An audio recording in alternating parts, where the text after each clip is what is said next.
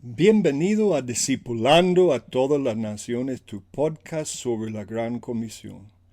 La Gran Comisión es el mandato del Rey Jesús de ir y proclamar el Evangelio del Reino de Dios y de hacer que todas las naciones sean discípulos de Jesús, el Gran Rey. En este podcast discutimos la teología de la Gran Comisión, la misionología de cómo discipular a naciones geopolíticas enteras y a todas las personas, familias, generaciones, tribus, lenguas y naciones dentro de su territorio.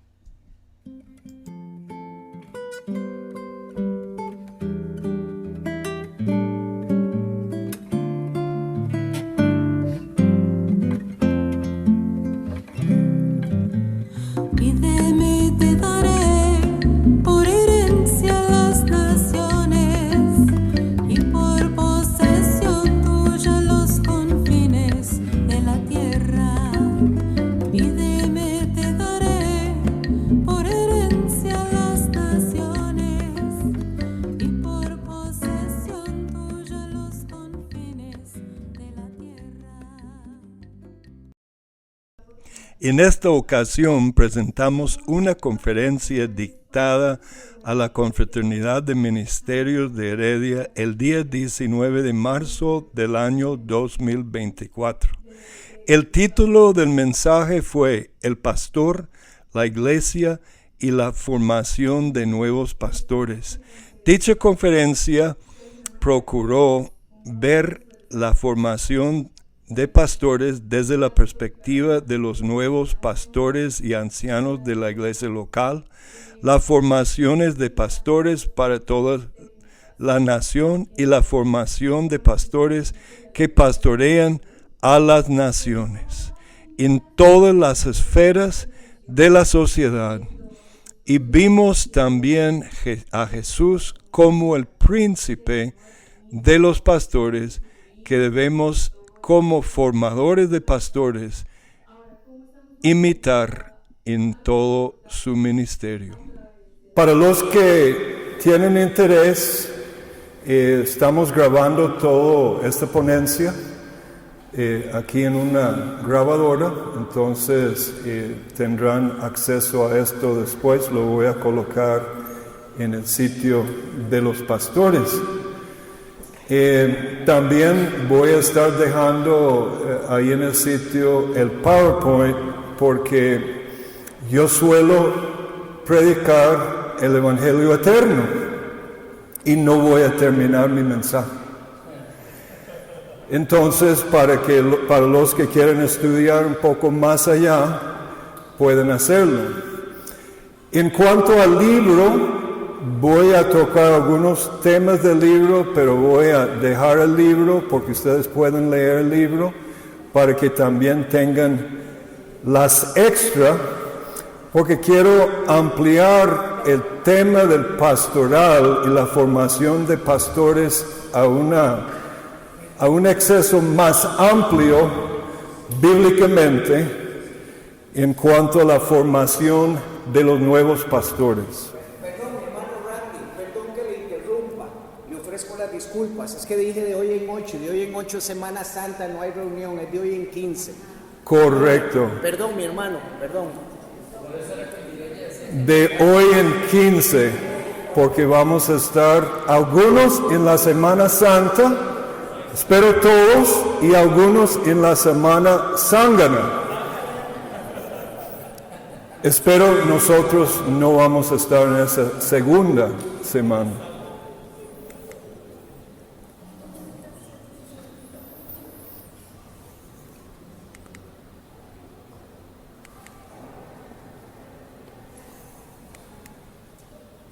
Ahora empieza a fallar porque estaba funcionando. Ahí va. Bueno, el primer punto es Jesús como príncipe de pastores.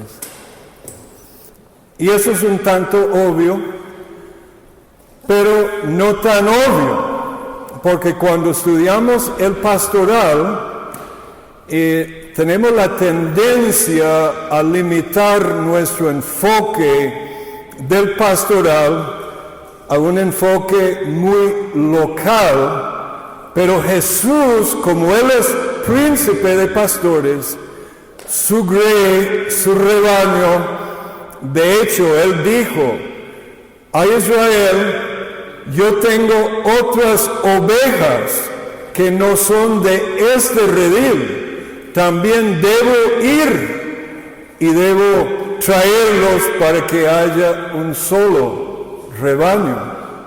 Entonces, este gran pastor, este príncipe de pastores, que es el maestro formador de pastores, Jesús, Él quiere que nosotros tengamos su espíritu cuando hablamos de formación pastoral. Pastores o ancianos de la asamblea local, ese es el primer nivel. Estoy hablando aquí de 3 niveles. El nivel de Jesús ya es el máximo nivel. Estoy hablando de niveles del pastoral que Jesús, el príncipe de pastores, da a sus servidores en la tierra. El segundo nivel de pastoral, que muchas veces no pensamos, es el pastoral de la nación. Ahora, yo suelo hablar mucho de esto, pero lo hablo desde la perspectiva de la Gran Comisión, que es la comisión de la iglesia que Él dejó a sus apóstoles, a sus discípulos, de llenar la tierra con su gloria, cumplir su comisión entre todas las naciones. ¿Por qué? Él es pastor de Israel, había que cumplir el pacto que Dios había hecho con los padres, pero también Él vino a cumplir este pacto abrámico que era para Pantataetne, todas las naciones. Ahora, no es fortuito, porque no lo planeamos así.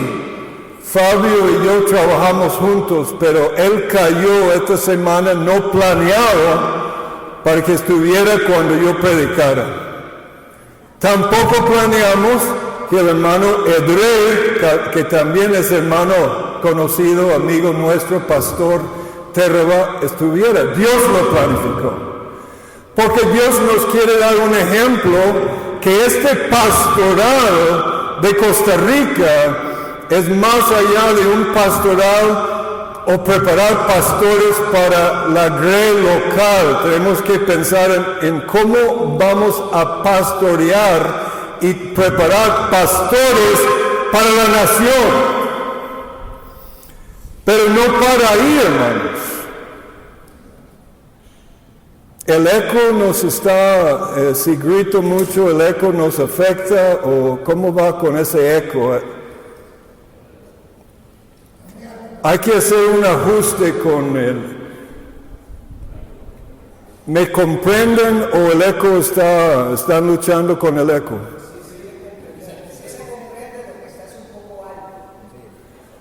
Muy caliente el micrófono. Ok. Espero que el calor del predicador sea del espíritu. El micrófono es otra cosa. El tercer punto es el pastoral de las naciones.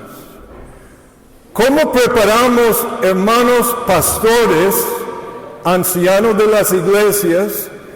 Y me gusta que este grupo se llama Fraternidad de Ministerios, porque esto reconoce que nosotros somos una especie de presbiterio de la ciudad de Heredia. Y en un presbiterio bíblico hay ministerios, no solo ancianos de iglesias locales, hay otros ministerios. Como había en la iglesia de Antioquía, había ciertos maestros y profetas. Entonces, tenemos que hablar, cuando pensamos en formar pastores, ¿qué rol tiene hoy día el maestro y qué rol tiene hoy día el profeta. Recientemente me veo conectado con un reformador que se llama Heinrich Bullinger, que era un reformador protestante de Inglaterra, y a él lo llamaban el profeta. Desgraciadamente todos sus discursos sobre el profetismo en la iglesia evangélica, y no era un estilo pentecostal, era un estilo de cómo predicar la palabra de Dios como profecía. Es decir, que la palabra en sí es profético cuando es proclamado bajo la unción del Espíritu.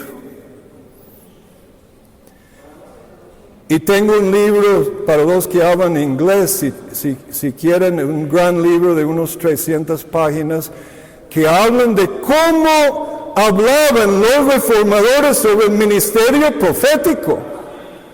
Pensamos que esto es un mensaje moderno pentecostal. No, ellos hablaban de muchas aplicaciones bíblicas del ministerio profético. Entonces, los diferentes pastorales, cuando formamos pastores, no solo a nivel de lo que Miguel Núñez está hablando en el libro de formar los ancianos de la iglesia o nuevos pastores locales, tenemos la responsabilidad, y más como somos un presbiterio abierto, de contemplar y transmitir una visión del pastoral de la nación. Y como mi ministerio, el énfasis en mi ministerio es el pastoral de Jesús, apántate etne, nunca puedo dejar esta parte de lo que Jesús llama sus ovejas entre los afganos, entre los tibetanos, que son muy lejos y no nos importa mucho, francamente, para la mayoría de los pastores. Porque no tienen el corazón del pastor de pastores. Y si vamos a formar pastores, tenemos que formar pastores con el corazón del príncipe de pastores. Eso es una tarea, mis amados hermanos, bastante ardua, bastante difícil. Y apenas quiero abrir el apetito en esta presentación.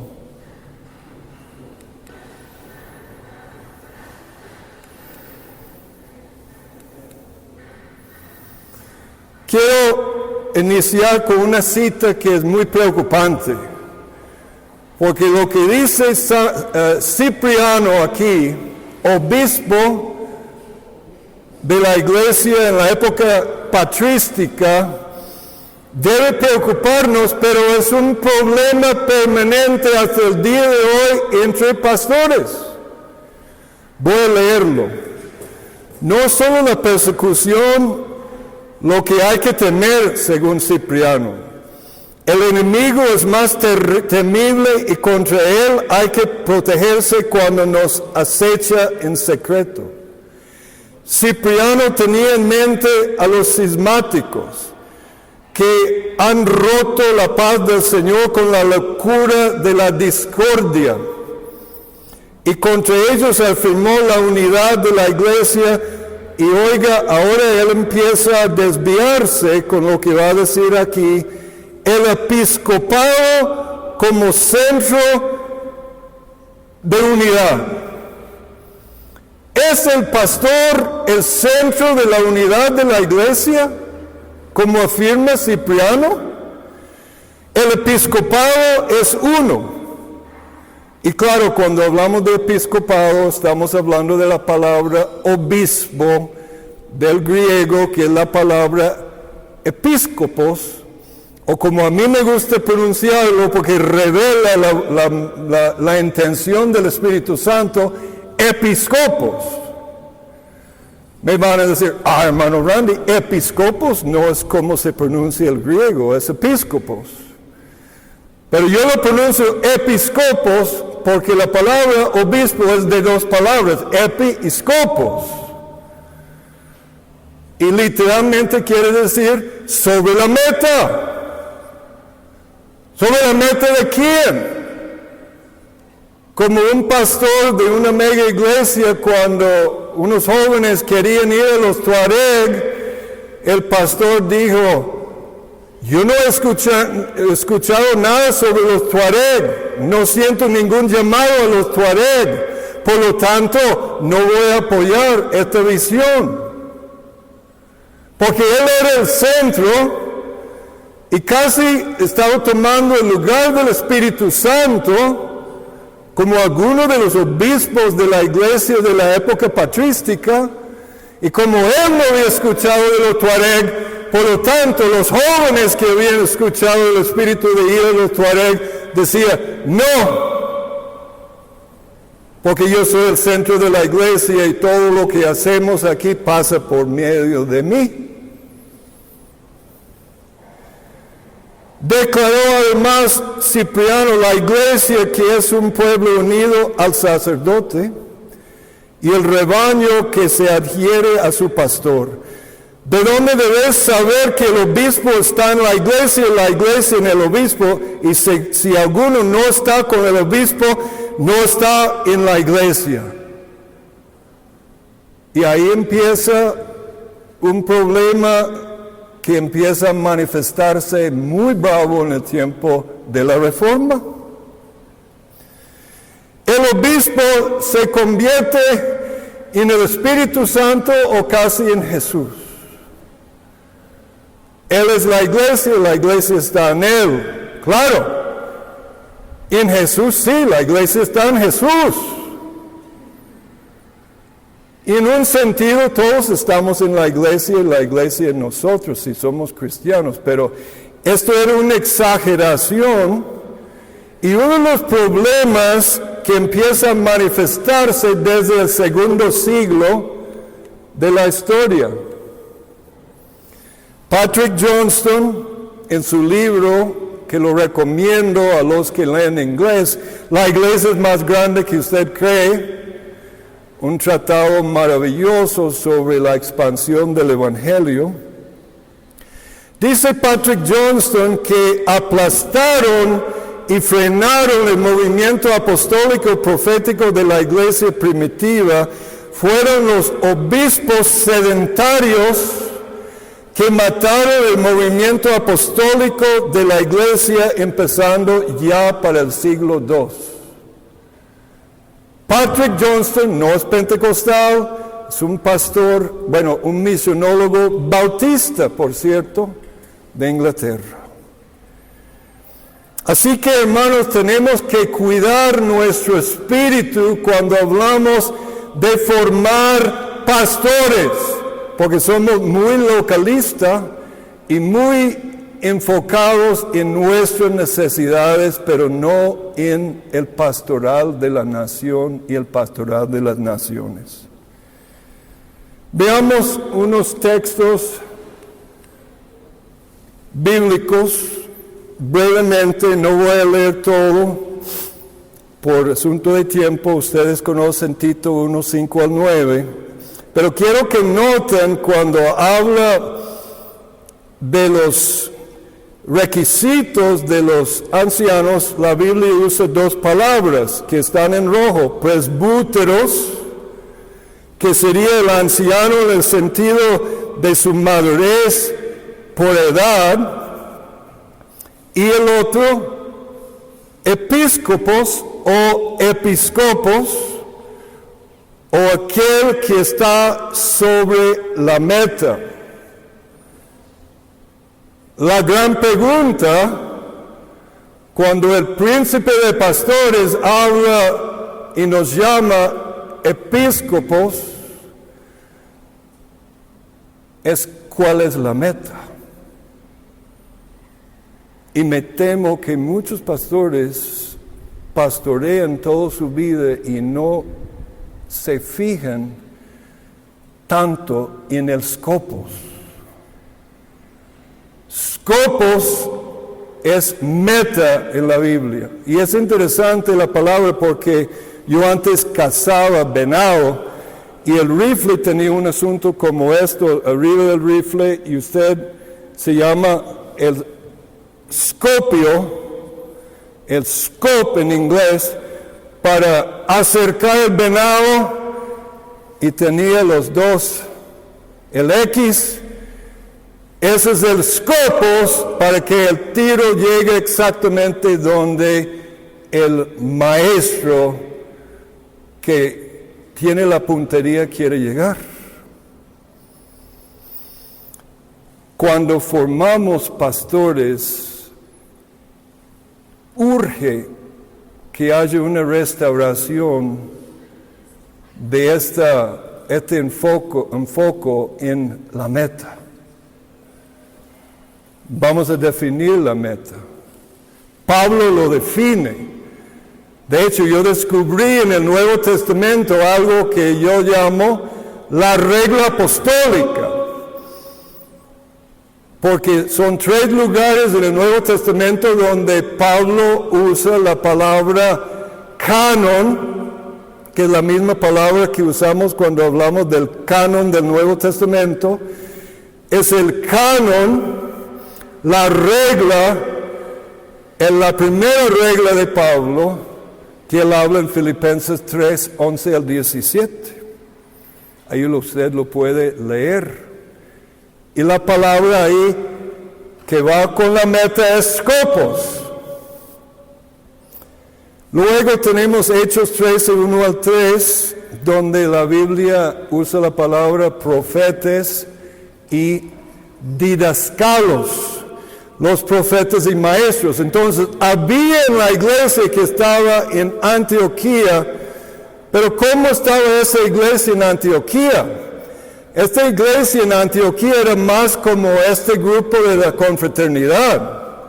No estaba hablando de una congregación local, porque mayormente las iglesias en Antioquía en aquel entonces eran iglesias de casa. Oikos de casa, casa oikos, eclesia oikos, iglesias en casa. Pero cuando se reunían una especie de presbíteros de la iglesia, estaba ahí los profetas y maestros. Entonces nos toca, cuando hablamos de la formación de pastores, ir más allá de la formación de ancianos de la iglesia local y pensar y orar cómo nos puede dar Dios para Heredia y para las congregaciones de Heredia, porque obviamente estos maestros y estos profetas asistían diferentes eclesia en oikos, iglesias en casa. Pero ellos se apartaron, como nosotros cada martes nos apartamos, en un presbiterio, que nunca hemos llamado a este grupo es un presbiterio, pero somos, de hecho, un presbiterio. Y luego en Hechos 15, versículo 6, hay otro aspecto que quiero señalar, que es otro ministerio, el más olvidado de todos, el más arrinconado de todos. Inclusive algunos dicen que ya dejaron de existir, lo cual lo dudo mucho y lo puedo comprobar bíblicamente que esa doctrina que no existen es una herejía. Hechos 15, versículo 6. Entonces los apóstoles y los ancianos presbíteros se reunieron para considerar el asunto. El asunto era determinar el futuro de la gran iglesia, no solo una iglesia local. Estaban los ancianos, los episcopos de todo Jerusalén, de otras iglesias, y los apóstoles a contemplar el futuro de la iglesia en el primer gran concilio de la iglesia. Por eso cuando pienso en este capítulo de la formación de los futuros pastores, hermanos, yo no puedo limitarme, especialmente con la formación que tengo en la Biblia, a pensar solo en formar ancianos y pastores de la iglesia local.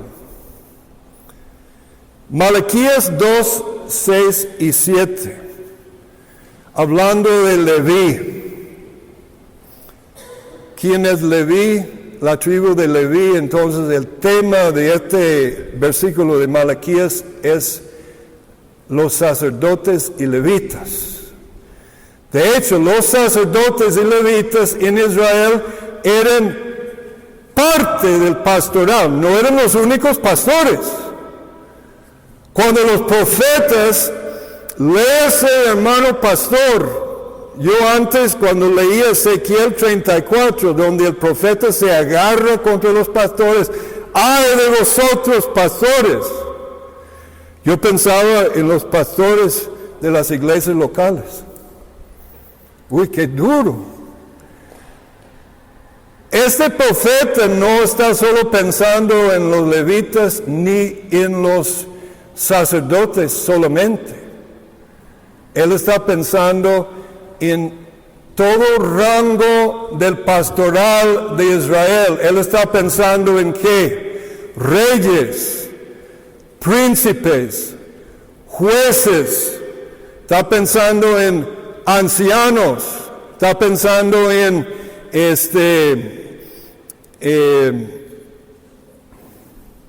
levitas, sacerdotes. Y hay otros que se me olvidan porque me adelanté un poco. Pero nota el pastoral de Leví, sacerdotes y levitas, la verdadera instrucción estaba en su boca, no se hallaba iniquidad en sus labios, en paz y rectitud caminaba conmigo y apartaba a muchos de la iniquidad. Pues los labios del Cohen, del sacerdote, deben guardar sabiduría.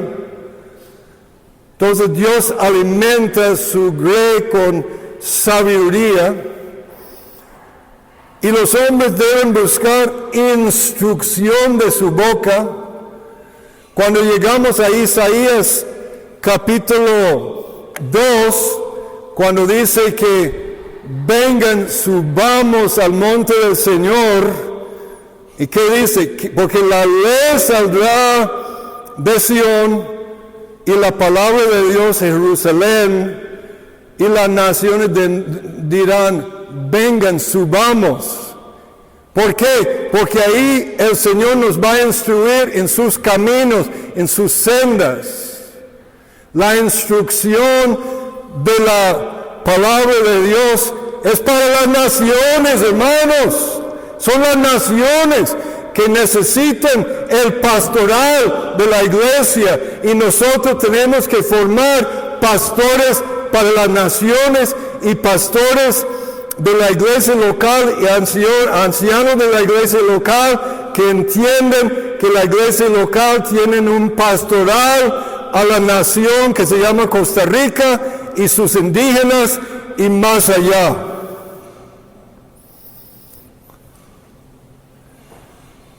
Y por supuesto no puede faltar Efesios 4:11 cuando hablamos del pastoral. Y él dio a algunos el ser apóstoles, a otros profetas, a otros evangelistas, a otros pastores y maestros.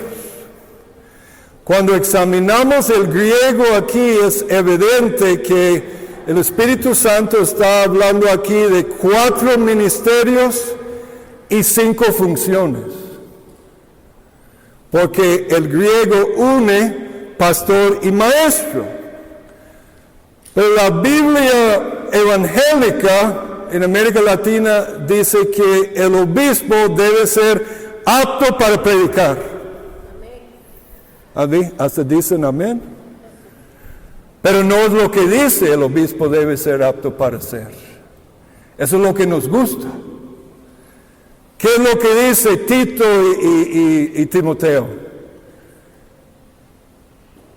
El episcopo debe ser apto para enseñar. Entonces, el oficio de esperar el pastor en una palabra profética para el rey, para enseñar cómo caminar en las sendas y caminos del Señor. Y más allá, cuando estamos hablando de formar los pastores de la nación, tenemos que saber que estamos formando 5 ministerios, 5 funciones, 4 ministerios, pero también si estudiamos más vamos a ver que el maestro en sí es un ministerio.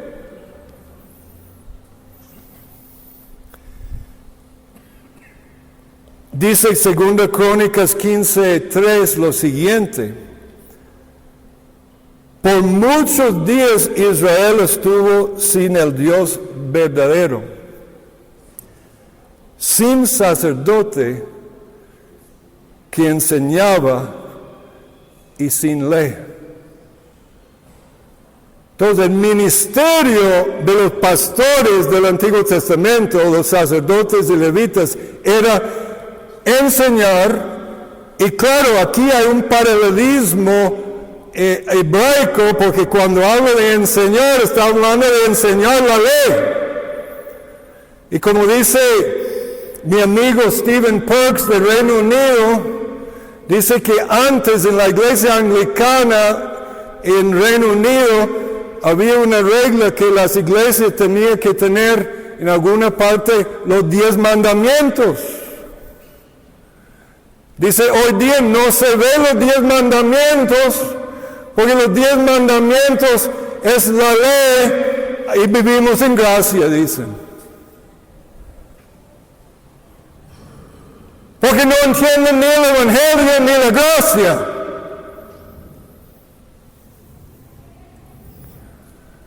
O a mí me dijeron en los pastores de San José, no todos, pero varios dijeron, ay no, hermano Randy, porque traje un hermano que estaba andando con Walter Garro y estábamos poniendo grandes, ¿cómo se llama? Vallas con los 10 mandamientos. Y un pastor se me acerca, no, hermano Randy, yo no voy a participar en esto, eso es puro legalismo, hermano Randy. Por amor de Dios, hermanos, ¿qué tipo de palabra se enseña en las iglesias cuando se dice cosas así? No entienden ni 1 Timoteo capítulo 1 que habla de la ley de Dios y lo equivala al glorioso evangelio. Léelo en 1 Timoteo capítulo 1. Entonces el ministerio de enseñar y formar pastores es formarlos en la ley de Dios, en la palabra de Dios. Y la palabra ley en realidad es instrucción. La instrucción, no solo legalismo, todo Torah era instrucción de cómo debemos caminar. Entonces, quiero ampliar mi enfoque en esta charla a formar pastores en el sentido más amplio, en el estilo de Jesús. Isaías 32:22, un texto muy importante, muy interesante. Dice, porque el Señor es nuestro juez, el Señor es nuestro legislador, el Señor es nuestro rey o presidente, el Señor, Él nos salvará, Él es Salvador. El pastoral de Jesús en este texto se resume en juez, legislador, rey y salvador. ¿Y por qué digo pastoral se resume en legislador. Cuando los legisladores de Estados Unidos, o los jueces de Estados Unidos, o los jueces aquí, y los legisladores aquí, legislan algo inmoral, como suelen hacer a menudo, ¿qué pasa con el pueblo?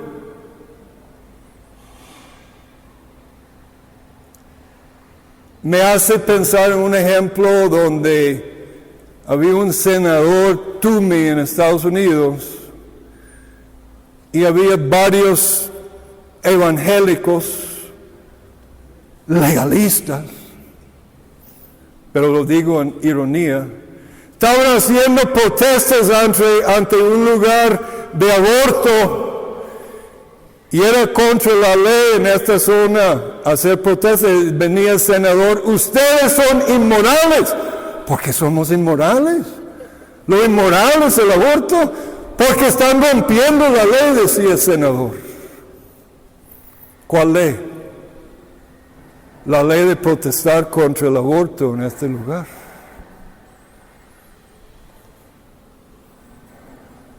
Ay, senador Toomey, entonces, si ustedes pasan una ley que será legal para matar a una persona, ¿será legal? ¿Y será bueno? Sí, porque es la ley. Así de tontos, hermanos. Así de tontos tenemos en la Asamblea Legislativa de Estados Unidos y de Costa Rica. ¿Por qué? Porque hemos ignorado los pastores de la nación. Ahí está la lista más completa. Reyes, príncipes, jueces, ancianos, sacerdotes, levitas, profetas y maestros. Y agrego Jesús como novedad el ministerio apostólico, porque la novedad estructural en los ministerios de Jesús es la novedad del ministerio apostólico. Cada uno de estos oficios tenían una función pastoral en la nación. Entonces, pastores, cuando hablamos de formar pastores, ancianos, ¿a qué se refiere?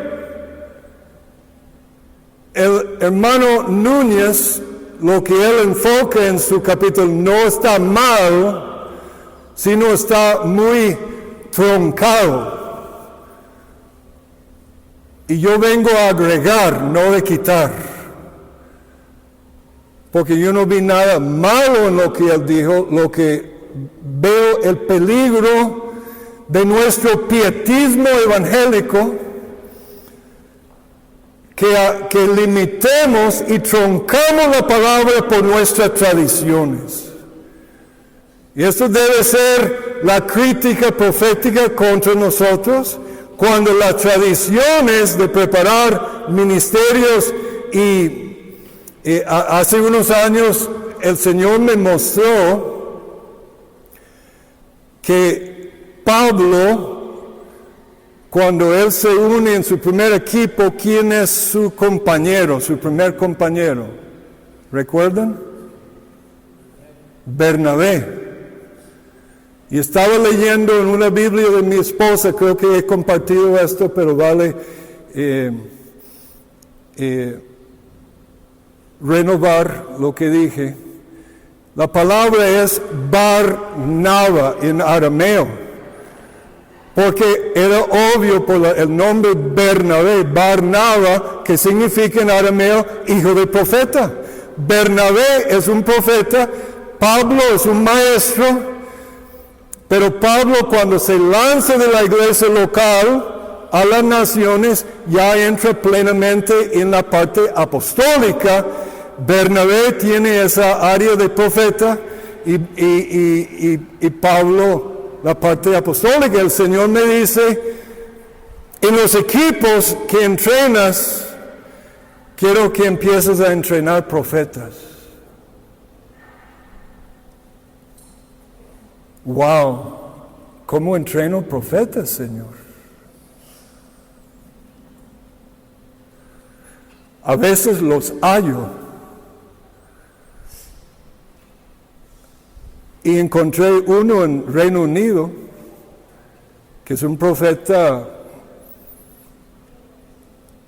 que no entendía el grado que era profeta. Y el pobre hombre, como es un profeta, pero no pentecostal, no es pentecostal.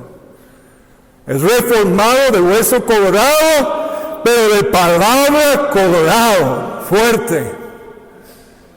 Y no le aguantan los pastores. Y cuando Lester y yo, un discípulo misionero que tenemos en España, empezamos a hablar con él, caímos en cuenta del problema de este gran hermano, porque es un teólogo tremendo, es un profeta.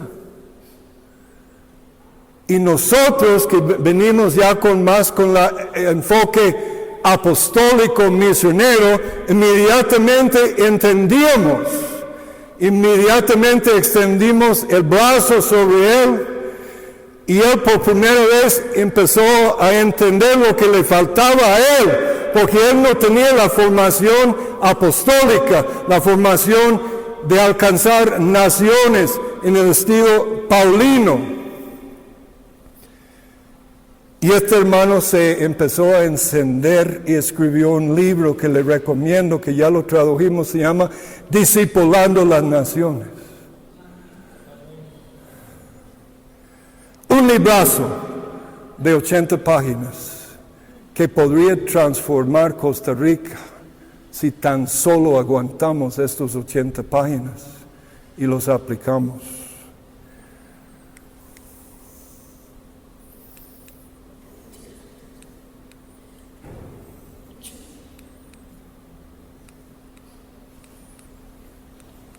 Ahí está. Ahora, si vamos a formar pastores,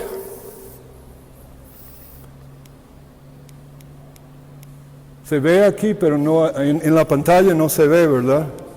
Desaparece, no me sirve.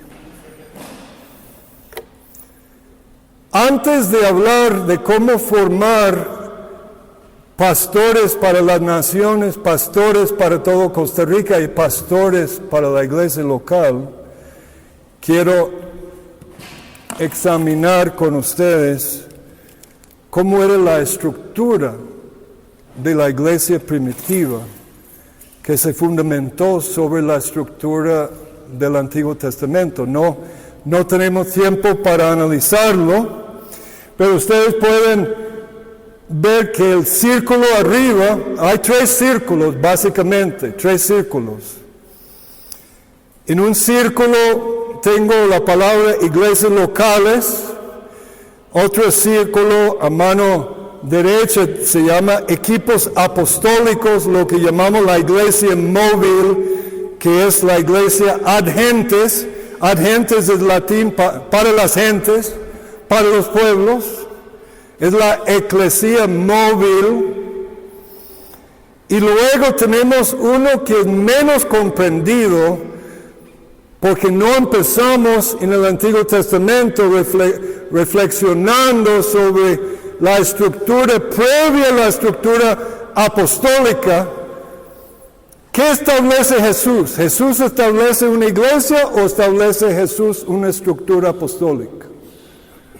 La pregunta para los teólogos aquí.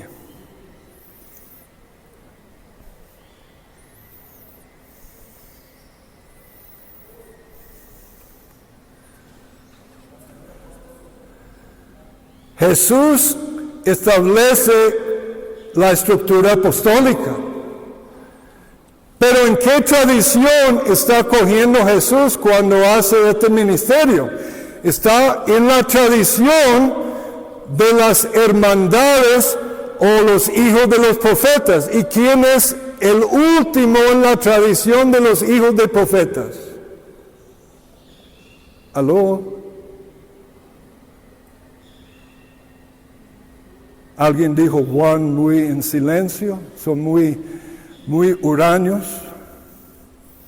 Juan, Juan tiene una hermandad, él tiene un grupo, él es como Samuel, él es como Elías, de hecho, él es como el nuevo Elías o como Eliseo, y tiene un grupo que andan bien locos.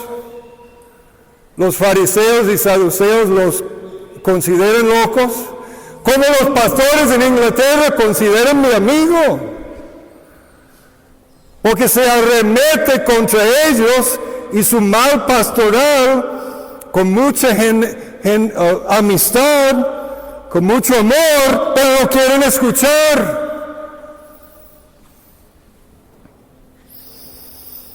Entonces, en la transición de los hijos de los profetas, tenemos una transición que viene con Juan el Bautista, y dice que todos los profetas profetizaban hasta Juan. Y luego, ¿qué sucede? Viene el gran apóstol y sumo sacerdote de nuestra fe, Jesús. Y él empieza una transición llamando discípulos, y esos discípulos se unen a su ministerio, los llama discípulos, después los llama apóstoles, que es la misma palabra en latín de misionero. Misionero en latín es enviado, y el apóstol es alguien enviado en una misión específica de Dios. Pero en Hechos 13, lo que tenemos es un prototipo en la nueva iglesia de una comunidad profética didáctica.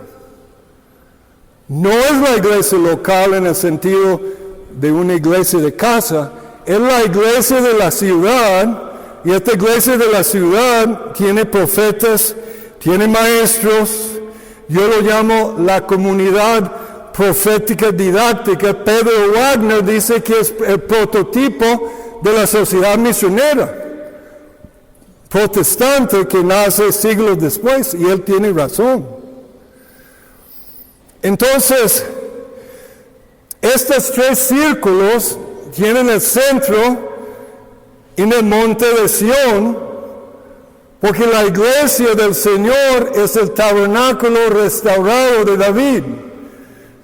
Y la iglesia, y no me refiero a solo danza davídica, me refiero a toda la plenitud que viene con la restauración de este tabernáculo davídico, que tiene que ver con estas tres estructuras.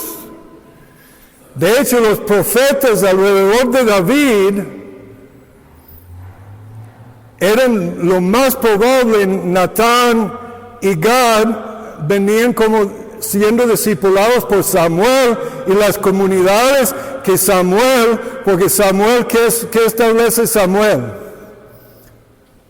La escuela de profetas. Entonces, cuando Ronnie Chávez establece su escuela de profetas, yo empecé a reflexionar un momento, escuela de profetas. Empecé a estudiar, no hay escuela de profetas en el Nuevo Testamento. Juan profetizaba hasta Juan, los profetas, pero en Jesús viene otra estructura, y esta estructura es la estructura apostólica, las compañías apostólicas. ¿Y por qué digo esto, hermanos? Porque como ancianos de este presbiterio, de esta iglesia en Heredia, cuando pensamos en formar nuevos ministerios, nuevos pastores, ancianos, tenemos que contemplar este abanico de ministerios, no solo ancianos para la iglesia local.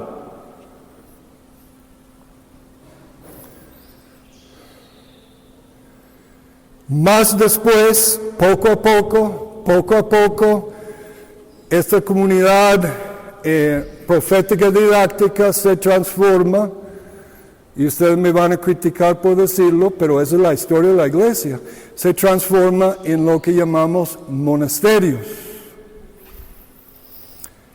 Y dice Latourette, el gran historiador bautista, que la única estructura de misionera por más de 1000 años fueron los monasterios. Ahora, ¿qué tenemos? No sé si algunos vieron lo que yo coloqué en el chat el otro día. El nuevo monasterio de la sociedad moderna. ¿Qué es?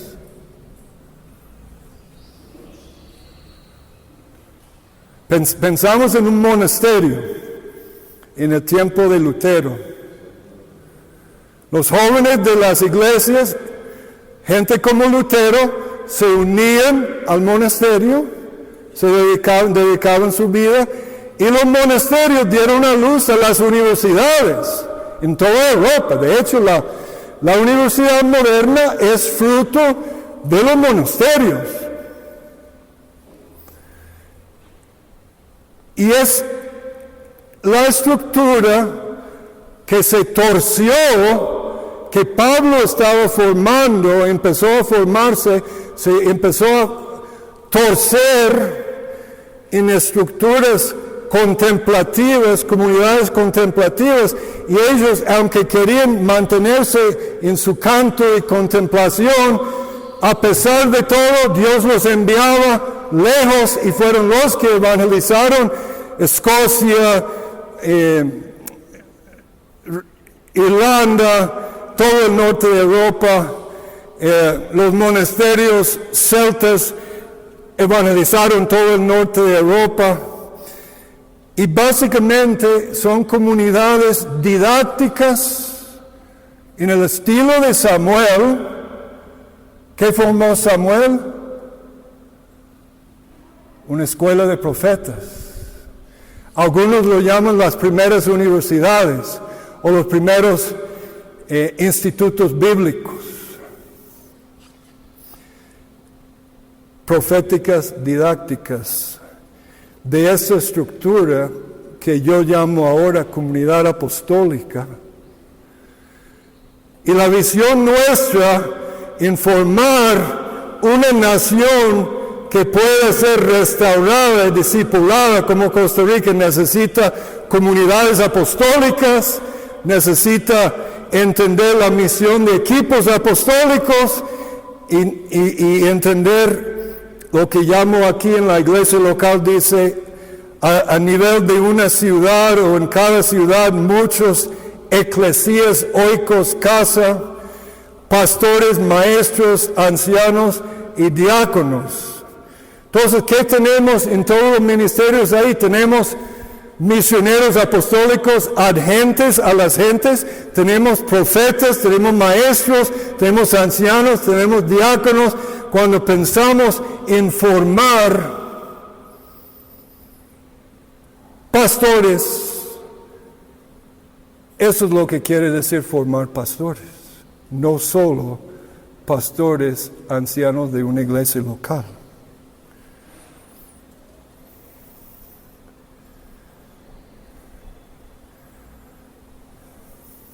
Hay más detalles ahí, pero vamos a dejar esto. Y hubo un proceso en la historia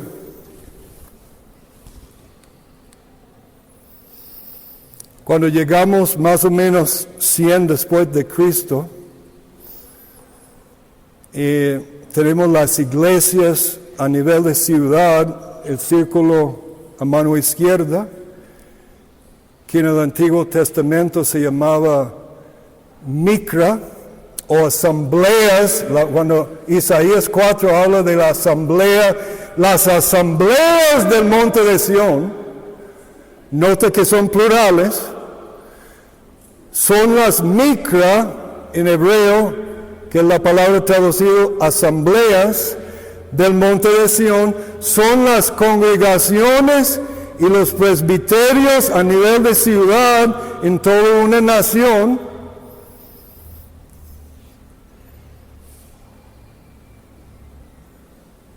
Muchas veces lo que llamamos nosotros iglesias en realidad son congregaciones locales de la iglesia en la ciudad.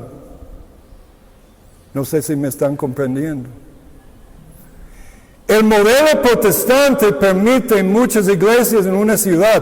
El Nuevo Testamento nunca admite muchas iglesias en una ciudad. Nunca.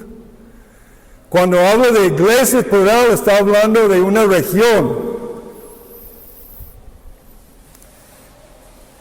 Luego, el centro es la ley palabra. La palabra de Dios te tiene que salir. Hay comunidades apostólicas de profetas y maestros, y hay equipos apostólicos o equipos misioneros.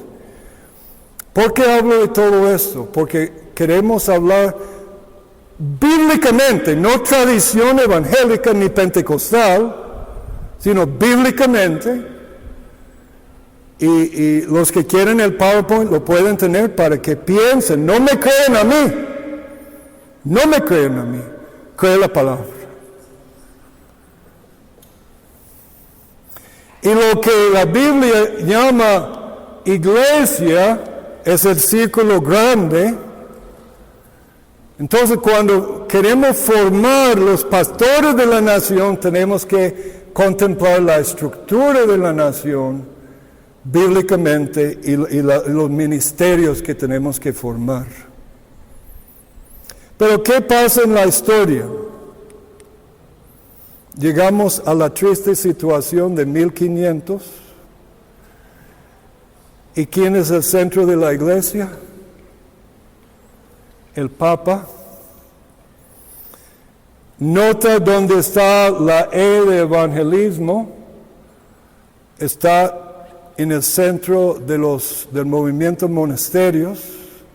Y los nuevos monasterios son las universidades, donde los jóvenes van, viven en recintos de la universidad y son discipulados por los monjes de la universidad, que son los profesores de la gran religión que reemplazó el cristianismo, pero tiene sus monasterios, y sus monasterios se llaman las universidades modernas, donde la palabra de Dios, el evangelio del Señor, está marginado en todo sentido, a propósito. ¿Por qué? Porque esta estructura, mal colocado en el tiempo de la reforma no lo reformó completamente. Y llegamos después de la reforma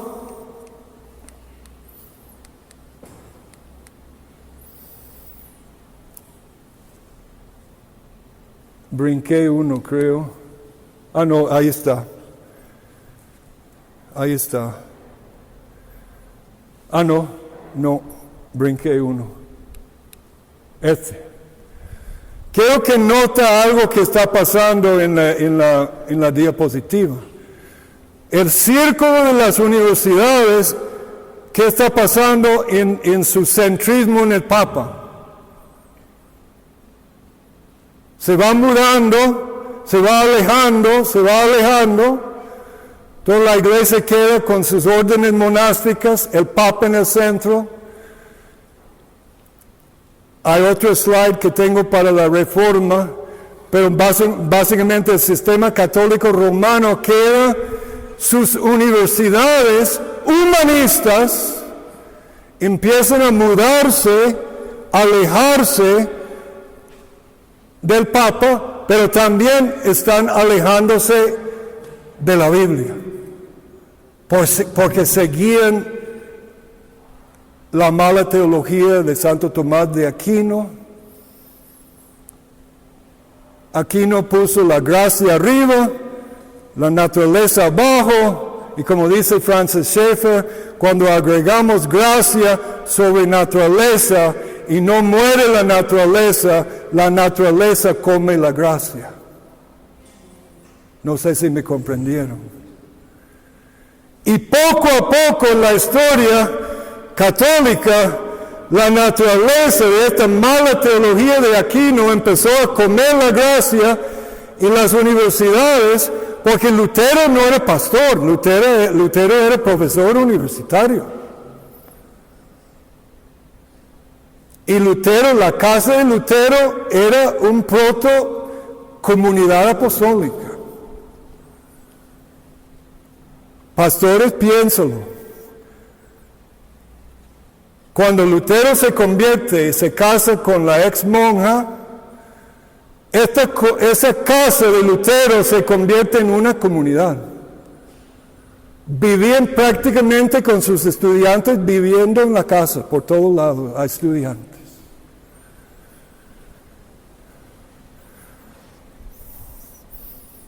Los primeros profesores de Harvard en Estados Unidos, los profesores eran teólogos y eran profesores. Muchos de ellos vivían igual que Lutero, tenían una gran casa y estudiantes viviendo en la casa. Alrededor de ellos era toda una comunidad. Porque cuando hay avivamiento, ese espíritu de comunidad, ese espíritu de cercanía, donde queremos escuchar la palabra, ser transformado y ser enviado, empieza a brotar, empieza a surgir. Pero los profesores de la U moderno, nada que ver con comunidad. Es lo más lejos de comunidad que hay.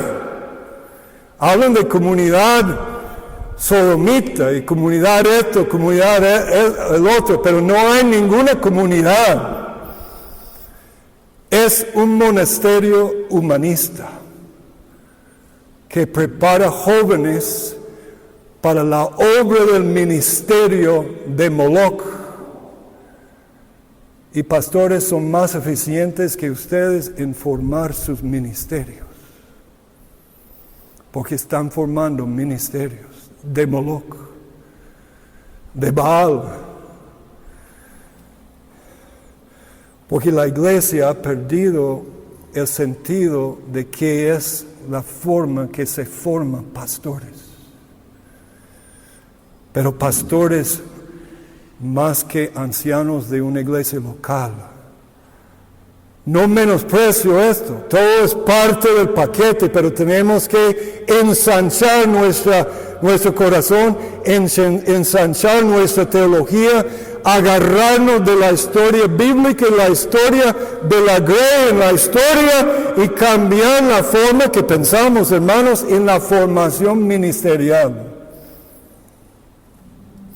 Y llegamos a la triste situación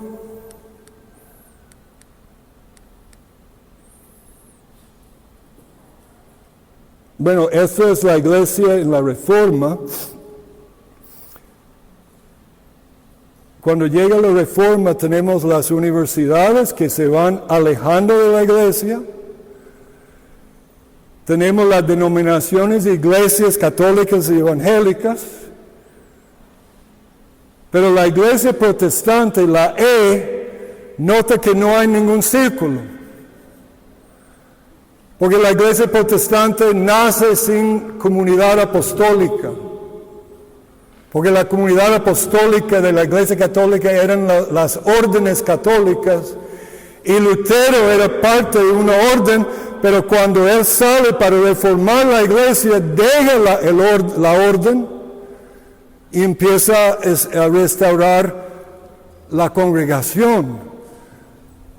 Pero el mismo Lutero se le olvidó la estructura que le dio a luz. Y tenemos esta situación cuando llegamos a ya antes de la Ilustración. Nota que tenemos tres estructuras, pero están aislados el uno del otro. Tenemos institutos de entrenamiento, estudio teológico, el círculo a la izquierda. Tenemos las agencias misioneras y sociedades misioneras. Eso es lo que yo llamo la triste tricotimización no unificada de la iglesia, que ha resultado en una nueva palabra del idioma inglés y español para eclesiástico.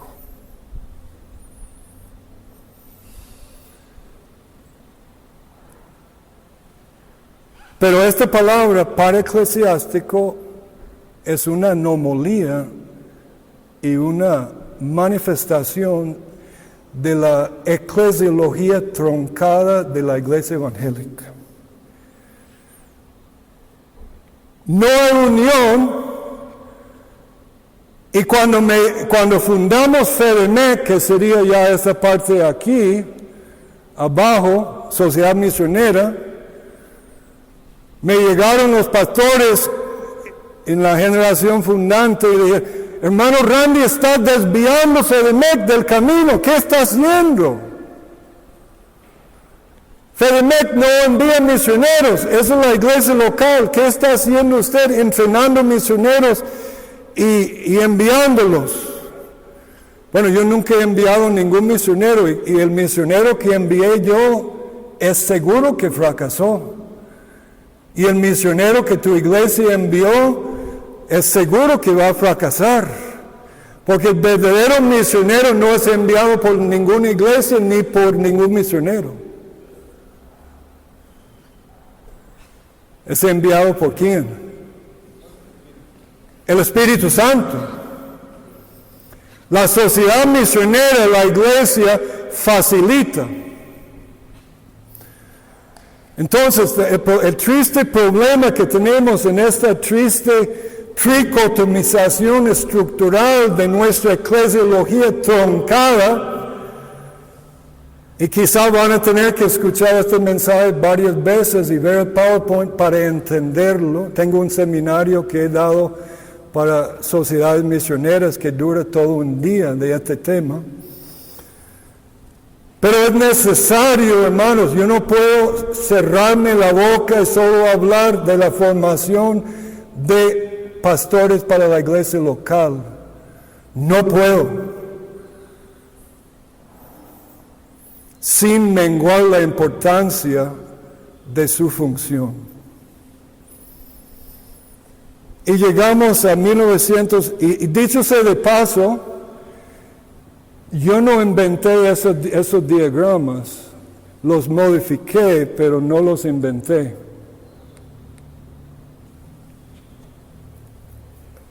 Esos diagramas están en el libro de Patrick Johnston. Bautista, no es pentecostal. En 1980 todavía tenemos problemas estructurales en la iglesia. Hay muchas congregaciones locales, una sola iglesia local en cada ciudad, ahí a la izquierda, pensando en las iglesias de Costa Rica. Seguimos con la tricotomización de la estructural de la iglesia, que el doctor Winter lo llama el cisma interna o la división interna de la eclesiología protestante, que es una herencia de la Reforma, que la Reforma nunca lo corrigió, sino hombres misioneros, profetas como el doctor Winter vino a corregir. Tristemente, muy pocos pastores han escuchado o van a comprender lo que estoy dándoles hoy con todo el riesgo del caso. Por eso me llaman vikingo de las misiones, o que me meto donde quizá no debo meterme. Pero yo abogo por esta reestructuración para luego empezar a formar los pastores de Costa Rica bajo el príncipe de pastores y los pastores de las naciones. Pero necesitamos estructurar la iglesia correctamente a nivel nacional quiénes somos, la iglesia local, la ciudad de Dios en la nación, o más bien la ciudad de Dios sería la ciudad de Dios en todas las iglesias a nivel mundial. Hace un discipulado en primer nivel, a la izquierda, las congregaciones. El hermano Steven me preguntó ayer en la mañana, hermano Randy, me dice, en las comunidades apostólicas, imagínense que no es pentecostal, pero ya lo acostumbramos a usar la palabra comunidad apostólica, porque él lo comprende plenamente ahora. No es un concepto pentecostal, es un concepto bíblico.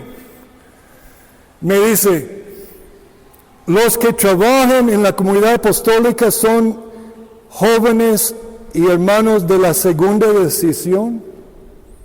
¿Qué es la segunda decisión? Bueno, ¿qué es la primera decisión? La primera decisión ni es decisión. Cristo nos regenera y efectivamente somos regenerados, justificados y creemos que por nuestra decisión recibimos Cristo. Pero Él lo hace en nosotros y nosotros decimos, Señor, te recibo. Porque Él regeneró mi corazón. Pero hay una segunda decisión, pastor. Y algunos de los jóvenes en las iglesias que quieren servir al Señor en otro nivel, que salgan de la iglesia local y que se entrenen en las comunidades apostólicas. ¿Por qué? Porque ahí reciben entrenamiento en lingüística, misionología, cómo alcanzar el Islam, apologética para arriba, apologética para abajo, budismo, todas las cosas, pero también hemos agregado otro que se llama tapanta. Pero tapanta debe ser parte del tapete de todas las iglesias, pastores y toda la formación bíblica de la iglesia. ¿Qué significa tapanta? Dice mi amigo Gerardo, deja de usar tapanta porque nadie te entiende. ¿Qué es tapanta? ¿Alguien sabe? Todas las cosas. Buen discípulo, Fabio. Todas las cosas, es griego del Nuevo Testamento. Cuando Jesús dice, por tanto, id a ser discípulos de todas las naciones, es pantataetne.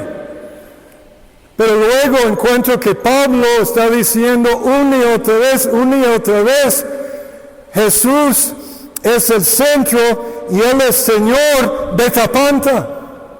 En el griego, todas las cosas, porque toda autoridad le fue dada a Él en el cielo y la tierra. Entonces, ¿qué es nuestro problema como iglesias? Hemos dejado tapanta a los monasterios universitarios. Domingo di una charla, ya lo coloqué en el chat. Nota el título.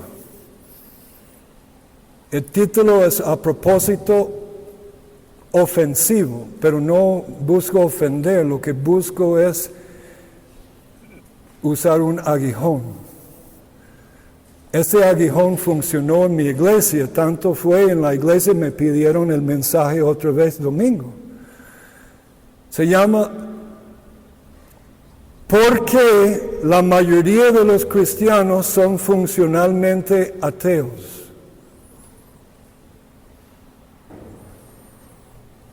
Suena feo, ¿no? ¿No le suena feo? Eduardo, le suena feo, ¿no? Suena muy feo. Pero yo una vez en un mensaje lo declaré. ¿Por qué? Porque primero estaba reflexionando, estaba ministrando con una muchacha ahí en la U. Era parte de una iglesia bautista y esa iglesia bautista tenía profesores de economía, tenía profesores de educación, tenía profesores de matemáticas, tenía profesores de ciencia, tenía profesores de todo en la iglesia bautista. Pero ¿cómo les afectaba la teología de la iglesia local lo que enseñaban en el monasterio en la U? ¿Cuánto les afectó? Cero.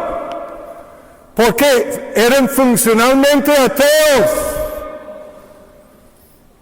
Porque los pastores les han enseñado a pensar que la gran comisión es ganar almas, discipularlos en la iglesia local, y hasta ahí llegó, que paguen el diezmo y que oren.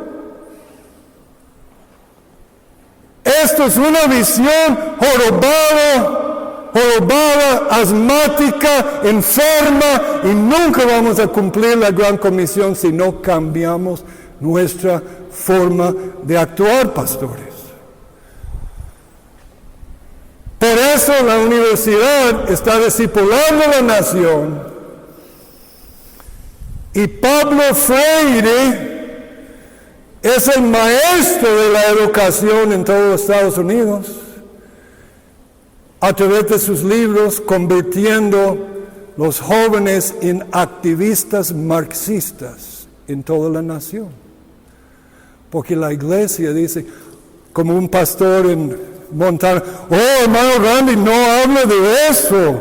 Cuando leí Colosenses 2:8, cuidado filosofías. Y le dije, pastor, ¿debemos estudiar la filosofía? Oh, no, hermano Randy, la Biblia dice no estudia la filosofía.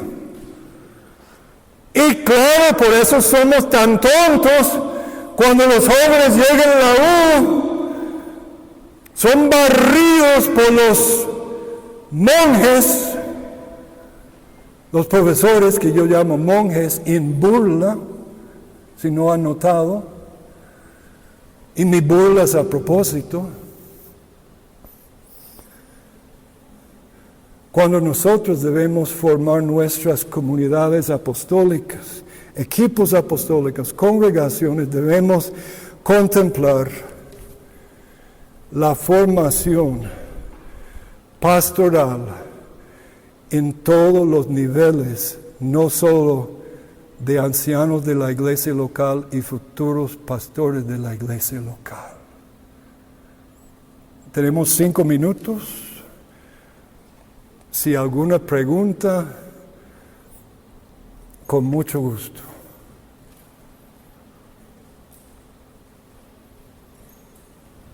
Sí, gracias por compartir con nosotros esta enseñanza. Hermano, habla en frases, lo voy a repetir para que quede en la grabación. Gracias por compartir esta enseñanza y el conocimiento de la palabra de Dios. Gracias por dar la enseñanza y lo que has compartido de la palabra de Dios. O usa otro micrófono también, si hay. Habla muy fuerte. ¿Tiene una inquietud? Cuando hablas de los 3 niveles, local, nación y naciones, hablando de formar al pastor, mi pregunta es que si, ¿cómo lo puedo explicar? Si eso es como una ley que cada pastor tiene que seguir por esa regla, sin tomar en cuenta el llamado específico que Dios ha dado a ese pastor por un lugar. Porque considero, tomando en cuenta lo que estás diciendo, que un pastor que ha sido llamado a servir a un tribu en las montañas, sí está sirviendo a las naciones, porque son cada tribu de una nación. Sin embargo, si el llamado de Dios, o sea, así estoy pensando, si el llamado de Dios para él es en esa área local, ¿cómo puede él ser pastor de naciones? Cuando Muy bien, muy buena pregunta. sería salir del llamado o la autoridad que No, Dios le ha dado. no. Quizá no comprendiste el error de este pastor de la mega iglesia. Ese pastor de la mega iglesia que no voy a nombrar, por no ofender, pero no es de este grupo, él decía, no siento ese llamado. No siento ningún llamado del Espíritu Santo de ir a los Tuareg. Mi respuesta es, por amor de Dios, pastor, Dios no te está llamando a ti de ir a los Tuareg, sino a esta pareja de jóvenes. Entonces, tú como pastor o ese pastor es usar lo que llamamos discernimiento del Espíritu Santo para discernir. Los católicos, como dice el Dr. Winter, tienen una síntesis envidiable porque el sacerdote sabe, si un joven le habla así, inmediatamente lo va a decir, mira joven, hay los franciscanos, están los dominicos, están los carmelitas, están los jesuitas, ¿dónde sientes llamado? Puedes, si tu llamado es así, puedes, igual nosotros como Iglesia Evangélica tenemos Jucum, tenemos FEDEMEC, tenemos HMF, la comunidad que yo estoy formando y tenemos misioneros de campo. Tú como pastor no tienes que salir, es el joven que siente ese llamado. Lo que debes hacer como pastor local es crear. Una vez el pastor mío en Estados Unidos dijo, Señor, ¿dónde están tus apóstoles? Él preguntó al Señor. Y el Señor le respondió, se pierden entre el púlpito y la congregación. ¿Qué estaba diciendo el Señor? Que el pastor no estaba predicando la visión misionera, la visión apostólica. Usted no puede predicar bíblicamente, aunque tu llamado no es esto, hermano. Mi pastor en Estados Unidos era un pastor profeta. Él solía por un tiempo hacer biografías de grandes misioneros y grandes cristianos. Yo de joven, escuchando eso, empezó a arder mi sangre. Wow, yo quiero imitar a eso, quiero ser como uno de ellos. Él no era misionero. De hecho, acabo de reconectarme con él después de casi 40 años esta semana. Él está semi-jubilado, pero sigue pastoreando. Entonces, formar pastores de las naciones no es que usted lo va a formar, hermano. La comunidad apostólica te puede ayudar. Pero lo que debe hacer la iglesia local en formar pastores de las naciones es sembrar la semilla. Tener su comité de misiones o hacer otras cosas. El otro es, y menciono que he dicho a la Junta, pero nunca hemos hecho esto, necesitamos reformatear nuestro discipulado, en mi opinión, que no es muy humilde porque voy a decir lo que yo creo. Debemos usar un discipulado vocacional en la iglesia. Porque la iglesia promedia, una iglesia como la iglesia de Eric, por ejemplo, o esta iglesia, podría tener doctores, gente en ministerio de educación, gente en la asamblea, psicólogos. El problema es, no estamos dándole a ellos ninguna formación que los hace no ateos funcionales cuando practiquen su psicología o cuando practiquen su medicina. Por eso en el COVID, el Ministerio de Salud y los doctores se portaron como absolutamente paganos, negando la verdad. Porque no hemos pastoreado los doctores del país. Y usted no tiene que ser doctor, Alfredo, para pastorear un doctor. Lo que tienes que entender es darle palabra que lo estimula. Un día, y termino con esto porque ya se nos fue el tiempo. Estaba predicando en Venezuela, en Caracas, y después se me acerca un hermano muy emocionado. Hermano Randy, y gracias por este mensaje. Acabo de recibir mi doctorado en filosofía y mi pastor dijo, esto es pura basura, échalo en el basurero. Y yo solo mencioné algunas cositas de una filosofía cristiana y el pobre hermano se dio cuenta que Dios lo podía usar en filosofía. Pero ¿qué quería el pastor? Que quede en la iglesia y se funcione como filósofo ateo en su filosofía. Por eso estamos creando una generación funcionalmente ateos, aunque cristianos. Piénsalo, hermanos, piénsalo muy profundamente, porque es un llamado que pensemos diferente. Que Dios los bendiga. Gracias por estar con nosotros en tu podcast sobre la Gran Comisión. Espero que hayas disfrutado el mensaje. Si deseas saber más sobre el tema presentado o si tienes dudas o preguntas sobre los detalles del mensaje, puedes buscar las notas sobre el programa www.hmf.org/DTN 054 o en el correo electrónico dtn@hmf.org.